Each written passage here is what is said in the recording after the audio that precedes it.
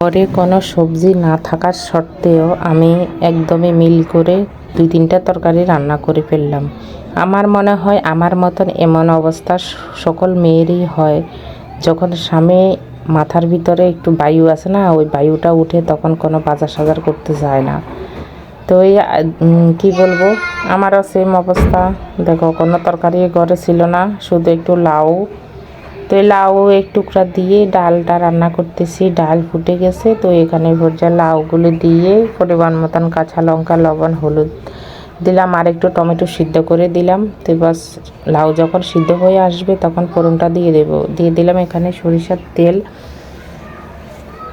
তো সরিষার তেল দিয়ে এখন এই পর্যায়ে 5 ফোড়ন দিয়ে তারপর একটা তেজপাতা দেব। তো এখানে আর কিছুই দেব না। আর দেখো, আমার ঘরে কিন্তু আজকে শুকনো লঙ্কা ছিল না। তো এই এখন ডালের ভিতরে ফোড়নটা দিয়ে দিতেছি।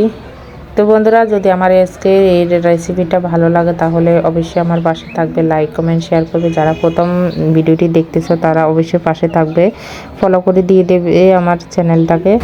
তো যাই হোক, আজকের মতন বিদায়, টাটা, সবাই ভালো থাকো।